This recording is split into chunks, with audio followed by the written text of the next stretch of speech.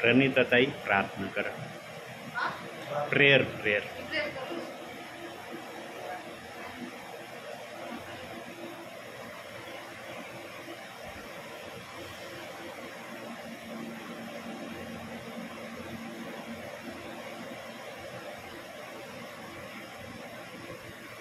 आपण प्रार्थना करू. पवित्र पवित्र पवित्र तुझ्या नावाला मान महिमा गौरव सदा नसतो बाप्पा.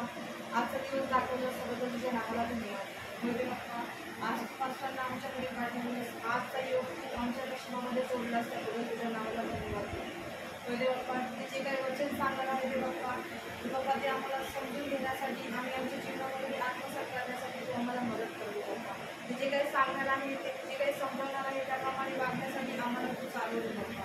त्यांना सुखरूपीकडे घेऊन आला तुझ्या नावाला धन्यवाद देतो. तसं ते बाप्पा ते ज्या ठिकाणी जाणार आहे ज्या घरामध्ये जाणार आहे बाप्पा तिथेही तुझ्या नावाची स्तुती आणि महिमा होते बाप्पा. तर ते बाप्पा त्यांना इथपर्यंत आमच्यामध्ये तू आणला तुझ्या नावाला धन्यवाद देतो बाप्पा. म्हणजे बाप्पा ते जे काही सांगतील ते बाप्पा ते आशीर्वादी तुझं वचन देतो बाप्पा. ते बाप्पा इथून तुझी सर्व वेळ काळ तुझ्या हातात आहे. तुझ्याच गुणाने तुझ्या नावाने मागते म्हणून तुला ऐकवतो. आमेन. प्रियांनो, देव बाप्पाच्या मनामध्ये जेवढा राग आलेला आहे देव बाप्पाला तेवढीच देव बाप्पाला माया आणि प्रीती पण देव बाप्पाच्या मनामध्ये आहे. बघा, एका बाजूकड राग देव बाप्पाचा उसळत आहे तर दुसऱ्या बाजूला देव बाप्पाची त्या रागापेक्षा जास्त प्रीती मनातून तो प्रगट करत आहे. आता कशी करत आहे? आता जर हे वाक्य आलंय पवित्र आत्मेतून तर बायबलमध्ये जर त्याचा पुरावा असला तर या वाक्याला काय अर्थ आहे? जर या वाक्याचा अर्थ त्या बायबलमध्ये नसला तर या वाक्याला काहीच महत्त्व राहणार नाही. बघूया आपण ते वाक्य. मत्तेकृत शुभवर्तमान 19वा अध्याय 30वं वचन पाहूया. त्या ठिकाणी प्रभू काय म्हणतोय.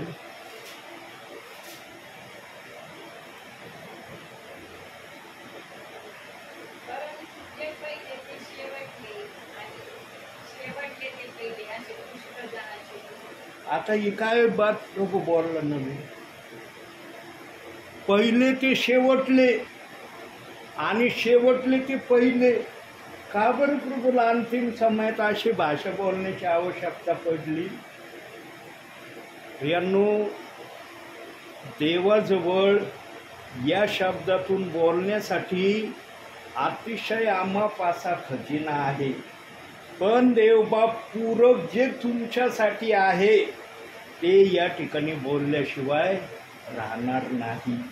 कारण देवबापाला आपल्या लोकांची काळजी आपल्या जीवापेक्षा अधिक आहे आणि त्याने आपलं प्रेम नुसतं बोलण्यातून नाही तर कृतीतूनही दाखवलंय. फक्त देवबाप्पाची एक कृती आमच्या समोर आतापर्यंत प्रगट झाली नाही, ज्या कृतीची आम्ही वाट वर्षोनवर्ष पाहत आहोत. आणि ती कोणती कृती? आपल्या प्रियजनांना घेऊन जाण्यासाठी आमचा प्रभू आत्ताच्या समयापर्यंत आलेला नाही, पण आम्ही आमच्या प्रभूची येण्याची वाट आजही पाहत आहोत की आमचा तारणारा आम्हाला घेऊन जाण्यासाठी येणार आहे. आणि तो येण्या अगोदर त्याच्या मनामध्ये त्याने ज्या ज्या योजना आखलेल्या आहेत, बायबलची जडणघडण होत असताना त्या घटना तो या समयामध्ये आत्म्याने आलेल्या सेवकाच्या मुखातून प्रगट करत आहे. होतं का माहिती प्रणिताताई मी येणार आहे? बघा काय म्हणतात आमच्या प्रणिताताई, म्हणतात नाही माहिती नव्हतं तुम्ही येणार आहात म्हणून. प्रियांनो, एक दिवशी असंच प्रभू येईल.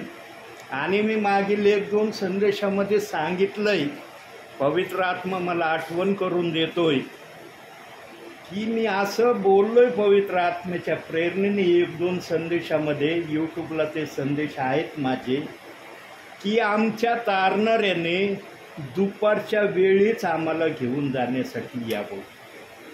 आमचा तारणारा शक्यतो रात्री, संध्याकाळी किंवा सकाळी येऊ नये. भर उन्हामध्ये दुपारीच आमच्या प्रभूने आपल्या प्रियजनांना घेऊन जाण्यासाठी यावं.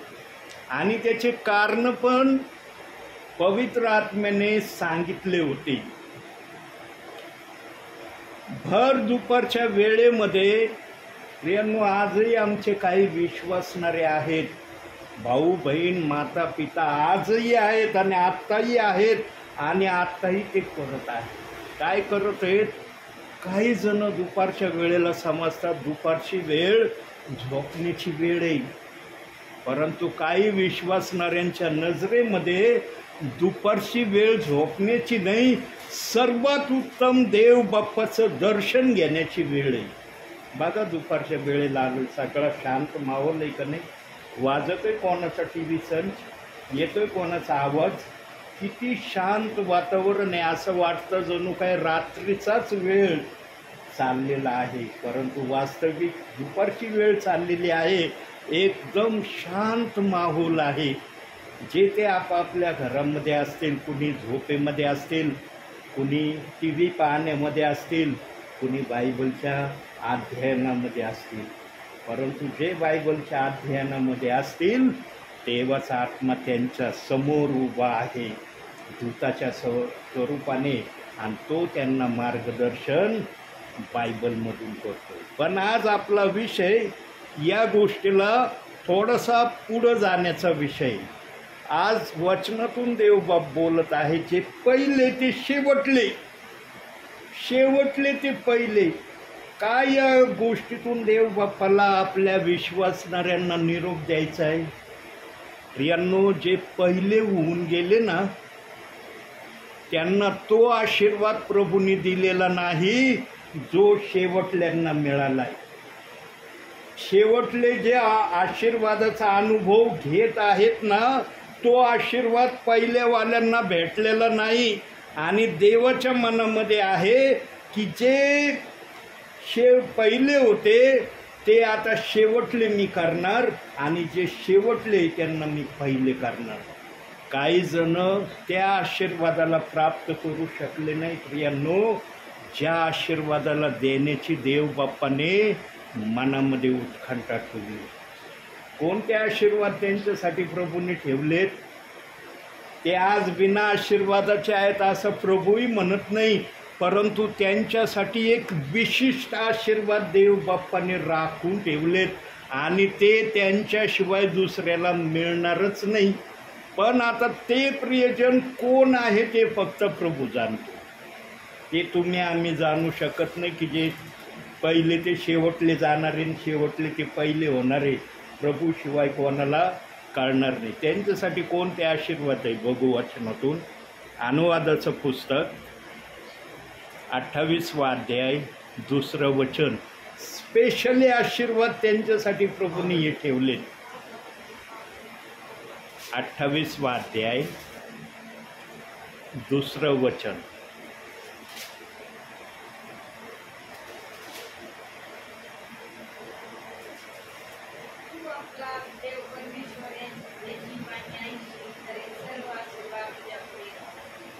बघा, आज मनुष्य आशीर्वादाच्या पाठीमागं चाललाय की मला भेटू दे, मला भेटू दे, मला तुला धरू दे. परंतु या ठिकाणी उलटी प्रक्रिया देवबाप सांगत आहे की विश्वासणाऱ्याच्या मागं आशीर्वाद पळणार आहे. आशीर्वाद म्हणणार आहे मला तुला धरू दे, तू पुढं नको पळू, मला तुला गाठायचंय. आज आम्ही याला गाठण्याचा प्रयत्न करतो की मला भेटू दे आशीर्वाद, मला भेटू दे. पण हे वचन सांगते की ज्यांच्यासाठी प्रभूने अशी योजना बनवली आहे त्यांना ते आशीर्वाद या समयात मिळणार आहे. परंतु त्याची प्रक्रिया काय केली देवबाप्पाने? पहिलेला शेवटी पाठवलंय आणि शेवटेला पहिलं पाठवलंय. का बरं असं केलं? कारण प्रभू आपल्या प्रियजनांना उत्तमातलं उत्तम देणारा आहे हे प्रमाणित व्हावं म्हणून देवबाप्पाने त्या ठिकाणी तसा शब्द ठेवलेला आहे. आणि जे प्रियजन या लिस्टमध्ये आहेत त्यांची एक विशिष्ट खूण आहे. विशिष्ट त्यांच्या नावावर देव बाप्पाने लिहून ठेवलेलं आहे. काय लिहिलं असेल बरं त्यांच्या नावावर? कोणत्या गोष्टीची योजना देव बाप्पाने त्यांच्या नावावर ठेवली असेल? वाचनातून बघू आपण. प्रगटीकरणाचं पुस्तक 3रा अध्याय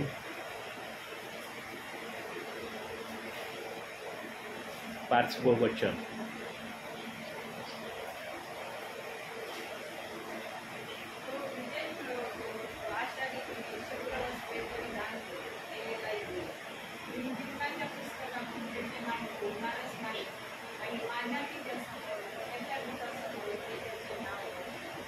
ज्यांची नावं जीवनाच्या पुस्तकात आहे त्याच प्रियजनांना पहिलं होण्याचा अधिकार आहे आणि शेवटही होण्याचा अधिकार आहे. बाकी प्रियजनांना नाही. आणि ज्यांची नावं जीवनाच्या पुस्तकात आहे ते निवडलेले प्रियजन आहे. ते साधारण प्रियजन नाही. म्हणून देव बाप्पाने त्यांच्यासाठी काय प्रयोजन केले निवडलेल्या प्रियजनांसाठी बघूया आपण. मत्तेकृत शुभवर्तमान 24वा अध्याय 22वं वचन. जे आता आम्ही डिस्कस करत असताना ब्रदरांना शेअर केलं मी.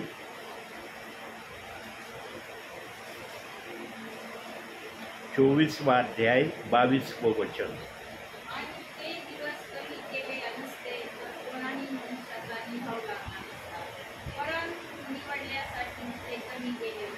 निवडलेल्यांसाठी ते कमी केले जातील. ज्यांची नावं जीवनाच्या पुस्तकात आहे त्यांची आता नावं कमी, त्यांचे दिवस कमी व्हायला सुरुवात प्रभू करणार आहे. म्हणून आम्ही मागील दिवसामध्ये पाहत होतो ना. आता तुम्ही पाहिलं का नाही माहीत नाही व्हॉट्सअपला, पण मी व्हॉट्सअपला 3-4 वेळेस पाहिलं बाबा. माझ्या व्हॉट्सअपला 3-4 वेळेस आलं आणि मी ते ध्यान देऊन पाहिलं. माझ्या व्हॉट्सअपला जे आलं मी ते सर्वांना पण पाठवलं. पण आजच्या घडीला माझ्या मोबाईलला ते मी ठेवलं नाही, कारण मोबाईल हँग होऊ नये म्हणून मी ते डिलीट करून टाकले.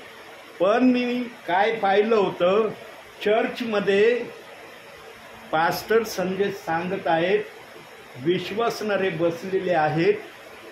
काही विश्वासणारे जागच्या जागेवर उचलले गेले, त्यांचे कपडे खाली गळून पडले, ते वर गेले. काहींचा पती गेला तर काहींच्या पत्नी गेल्या, तो काहींचे मुलं गेले, तो देवाचा सेवक जे वचन सांगतात ते पण गेले. मी माझ्या नेत्राने बारकाईने जवळजवळ 7 मिनिटाचा तो व्हिडिओ मला आलेला होता. मी ध्यान देऊन तो व्हिडिओ पाहिला. आणि केवळ चर्चमध्येच नाही झालं, तर बाहेर रस्त्यावर विमान चालताना अशा घटना दिसल्या की विमानचा पायलट उचलला गेला, विमान खाली कोसळलं. ड्रायव्हिंग करतोय एक जण, तो ड्रायव्हरच उचलला गेला, गाडी जाऊन धडकली कशाला पण.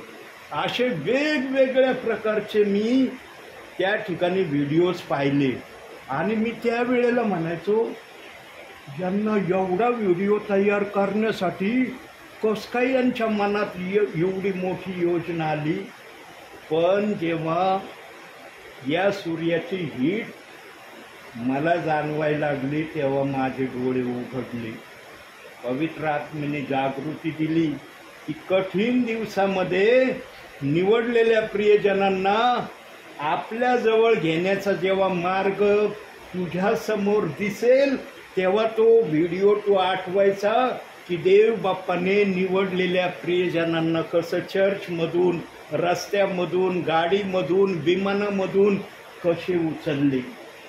यांनो, जे पण व्हिडिओज आम्ही प्रभूच्या नावाने पाहतो सगळेच व्हिडिओ खरे असतात असं नाही आणि सगळेच व्हिडिओ खोटेही असतात असं नाही. त्यामध्ये काही काल्पनिकरित्या काही बंधूंना, काही सिस्टरांना, सेवकांना जी पण परिकल्पना दिसते ती ते व्हिडिओजमध्ये कसे इन्वॉल्व करत असतील ते त्यांना माहिती. पण आमच्यासमोर जे येतं ना ते आम्ही बारकाईने अभ्यासणं गरजेचं आहे की हे कसं आहे, बरोबर आहे का, हे काय आमचं फक्त मन करमणुकीसाठी आलेलं आहे. ज्याच्याजवळ पवित्र आत्मा आहे ना, त्यांना तो पवित्र आत्मा सावधानतेचा इशारा दिल्याशिवाय राहणार नाही. का प्रभू निरनिराळ्या माध्यमातून आम्हाला या गोष्टी आमच्या व्हॉट्सअपवरून दाखवतो? कारण प्रभूच्या मनामध्ये आमच्याविषयी जे प्रेम प्रीती आहे ना, तीच प्रीती आमची प्रभूवर आम्ही कायम ठेवावी. त्या प्रीतीमध्ये आमचं अंतर येऊ नये म्हणून काही गोष्टी आम्हाला व्हॉट्सअपवरून देवबाप सावधान होण्यासाठी देतो.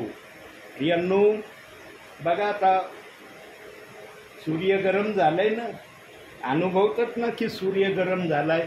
अख्ख्या पृथ्वीवर सूर्य गरम आहे.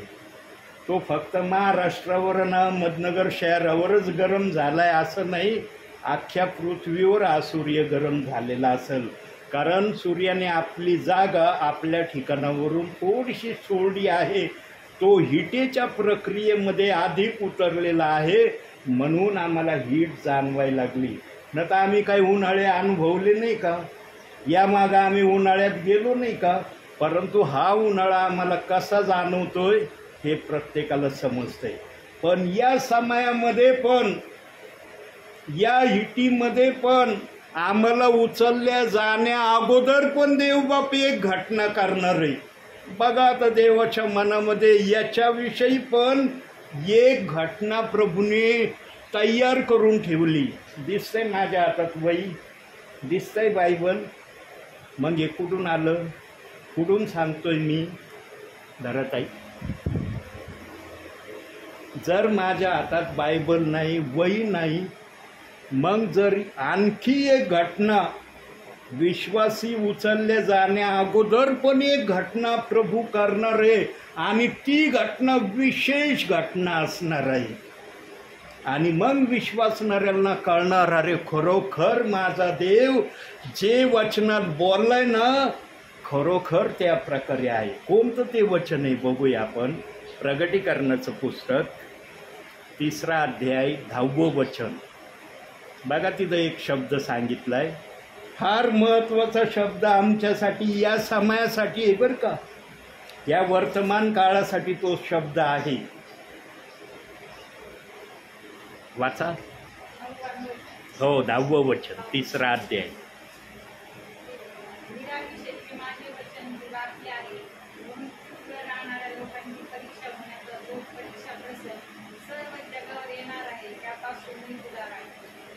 सर्व जगावर जो परीक्षा प्रसंग येणार आहे. आता सध्या कोणत्या परीक्षा प्रसंगाचा थोडासा अनुभव आम्हाला येऊ राहिलाय? सूर्य गरम झाला, या परीक्षा प्रसंगाचा अनुभव आम्हाला जाणवतोय ना. यापासूनही मी तुला राखीन. म्हणजे कोणाला राखील? जे प्रभूच्या भयात आहेत, प्रभूच्या आज्ञेत आहेत, प्रभूच्या प्रार्थनेत आहेत, त्या प्रियजनांना मी राखीन, त्यांना त्रास होऊ देणार नाही. पण आज एक आणखी याला जोड प्रश्न उभा राहतो की किती जण आज बायबल वाचण्यामध्ये आहेत, किती जण प्रार्थना करण्यामध्ये आहेत, किती जण भय धरणाऱ्यामध्ये आहेत आणि किती जण आज्ञा पालनामध्ये आपलं जीवन व्यतीत करत आहे. हा एक प्रश्न या ठिकाणी उभा राहतो. जे या गोष्टीला अनुरूप असतील त्यांना या गोष्टीचा, हिटेचा काही त्यांच्यावर परिणाम होणार नाही. पण जर एखादा या गोष्टीपासून थोडासा अलिप्त असेल, दूर असेल, त्याला सावधान होण्याची ही सर्वात उत्तम प्रक्रिया आहे. आता सूर्य गरम झालाय, आता तरी मी आपल्या प्रभूकडे वळावं आणि प्रभूला जे मान्य आहे, जे आवडतं ते मी माझ्या जीवनातून करावं. विश्वासणाऱ्यांसाठी या 2 गोष्टी आहेत आणि जे प्रभूपासून अति दूर आहेत त्यांच्यासाठी एक अतिशय सुवर्ण संधीचा समय आहे की एकच परमेश्वर आहे आणि तो कसा आहे आणि तो काय काय करू शकतो हे समजण्याची त्यांच्यासाठी प्रक्रिया आहे. प्रभू जे पण या पृथ्वीवर करतो प्रियांनो, त्याच्या मागं उद्देश आणि हेतू असल्याशिवाय प्रभू करत नाही. प्रियांनो, किती धन्य आहेत तुम्ही. मी तर खरंच तुम्हाला धन्य म्हणतो बा. कारण राजांचा राजा प्रभूंचा प्रभू जर इथं उतरून आलाय तर तुम्ही धन्य असल्याशिवाय तो इथं उतरून आलेला नाही. तो आला म्हणून मी या ठिकाणी आलो, न तर मला पुढं जायचंय. प्रभूंनी दाखवलं नसतं तर कदाचित मी पुढच्या मार्गाला मार्गस्थ या समयाला असतो. परंतु प्रभूला आपल्या प्रियजनांची आठवण आल्याशिवाय राहत नाही.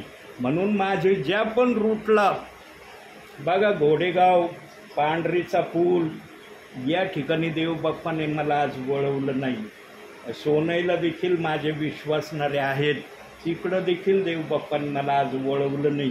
देवबाप्पाने तुमच्याकडं दाखवलं आणि मला माहीत असतं की माझा देवबाप जिथं मला जा म्हणन ना तिथं कार्य झाल्याशिवाय राहणार नाही. आणि या ठिकाणातून जे पण संदेश ज्या ज्या ठिकाणी मी पाठवले प्रियांनो, त्या प्रियजनांच्या प्रतिक्रिया मला आल्या की या घरातून जो मेसेज येतो खूप आशीर्वादाचा मेसेज आम्ही मानतो. कारण त्या ठिकाणातून आम्ही जे ऐकतो ते अद्भुत असं ऐकतो. याचा अर्थ असं नाही की बाकीच्या ठिकाणातून देवबाप अद्भुत बोलत नाही, परंतु प्रत्येकाची एक आवड निवड असते की या ठिकाणातला संदेश माझ्या जीवनाला कसा आशीर्वाद देतो. प्रियांनो, संदेश जर आशीर्वाद देणारा नसला ना तर त्या संदेशाचा काहीच अर्थ नाही. संदेश नेहमी आशीर्वाद देणारा असला पाहिजे तर त्या संदेशाला महत्त्व आहे. आणि ज्या संदेशाला आशीर्वाद आहे त्या संदेशामध्ये पवित्र आत्म्याची उपस्थिती आहे. ज्याच्यामध्ये पवित्र आत्म्याची उपस्थिती आहे ते आशीर्वादितच आहे प्रियांनो. परंतु ज्याच्यामध्ये पवित्र आत्म्याची उपस्थिती नाही ते कसं आहे मला सांगता येणार नाही. कारण माझी बुद्धी आकलन करू शकत नाही की ज्याच्यामध्ये पवित्र आत्मा नाही ते कशा प्रकारचा असू शकतं. पण पवित्र आत्म्याविषयी लोकांच्या प्रतिक्रियेवरून मला कळतं की पवित्र आत्म्याचा संदेश ऐकणाऱ्यांसाठी किती आशीर्वादाचं कारण होत आहे. प्रियांनो, देवबाप हर प्रकारे आपल्या विश्वासणाऱ्यांना आपल्या सानिध्यामध्ये, आपल्या संपर्कामध्ये ठेवण्याची अपेक्षा करतो. म्हणून आजही सेवक घरोघरी जाऊन देवाचा निरोप आत्म्याच्या प्रेरणेने आपल्याला कळवित आहे, जसा आज मी आपल्याला सांगत आहे. मला जर बायबलच वाचायचं झालं तर मी माझ्या घरी वाचू शकत नाही का? माझ्या घरी प्रार्थना करू शकत नाही का? का मी इथपर्यंत आलो? कारण देवबाप्पाला तुमची गाठ घेणं योग्य वाटलं. देवाला वाटलं की चला माझ्या प्रियजनांच्या मी आज गाठी भेटी घेईल. प्रियांनो, ज्या ज्या परिवारामध्ये या अंतिम समयामध्ये देवाचा आत्मा उतरून येऊन त्या घरामध्ये वचनातून बोलेल ना, त्या परिवारासारखा आशीर्वादित परिवार कुणीच नाही. प्रियांनो, काय आणलं जगात, काय जगातून घेऊन जाणार आहेत आम्ही? माझं काबाड ओझं आहे हे सगळं. प्रभू आला, सगळं इथं ठेवायचं आहे. फक्त प्रभू बरोबर जाण्याची आम्हाला त्यावेळेला तयारी करायची. पण त्यामध्ये जर देवबाप्पाचा संदेश, देवबाप्पाचं वचन आमच्या आत्म्याबरोबर असलं तर ते आम्हाला इथं ठेवता येईल का? जसं हे सामान इथंच राहणार आहे तसं देवाचं वचन इथं ठेवता येईल आम्हाला? ते आमच्या आत्म्याबरोबर जाणार आहे. म्हणून प्रियांनो, ज्या ठिकाणी प्रभू उतरून येतो ना आणि ज्या विश्वासणाऱ्यांना या गोष्टीचा अनुभव येतो ना, त्या विश्वासणाऱ्यांसारखे धन्य कुणीच नाही माझ्या माहितीप्रमाणे.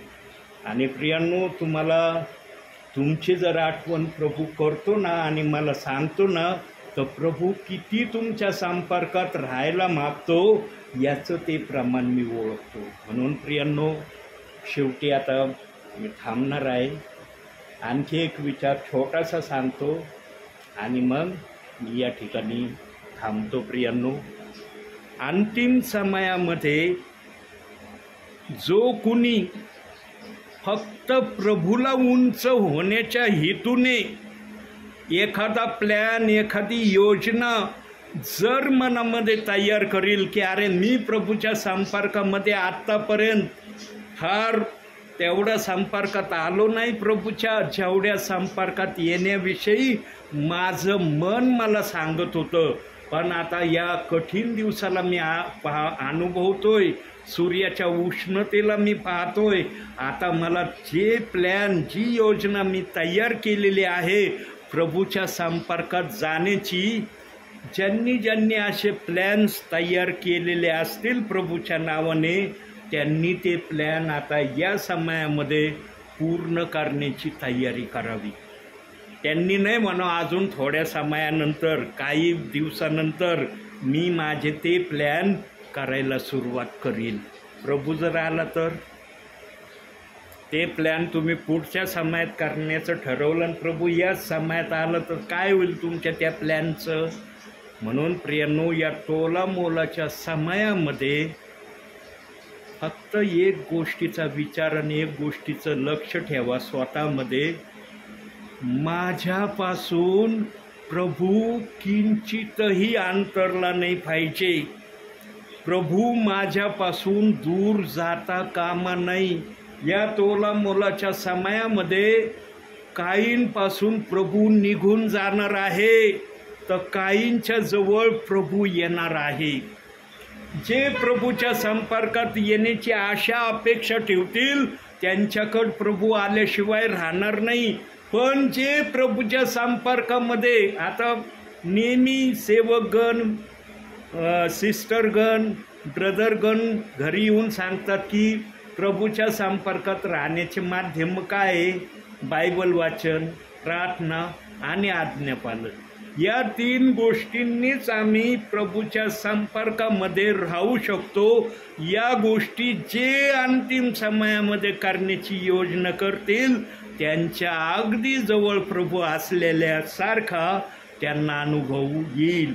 पण जे कुणी या 3 गोष्टी करण्यापासून स्वतःला अलिप्त ठेवतील, दूर करतील, त्यांच्यापासून पण प्रभू तसाच दूर जाईल जसा त्यांचा विचार त्यांच्यापासून दूर जातोय. म्हणून या अंतिम समयामध्ये आम्हाला काय करायचं आहे ते आम्ही समजून घेतलं पाहिजे. आणि प्रियांनो, मी नेहमी माझ्या संदेशाच्या एंडिंगचं वाक्य ह्याच विचाराने समाप्त करतो, जगामध्ये सर्वांच्या विरोधात जा, सर्वांच्या विरोधात काही पण करा, परंतु प्रभूच्या विरोधामध्ये अंतिम समयामध्ये काही करू नका. प्रभूला जे आवडत नाही त्या गोष्टी अंतिम समयामध्ये आमच्याकडून होऊ नये याची जास्तीत जास्त खबरदारी घेण्याचा प्रयत्न करा.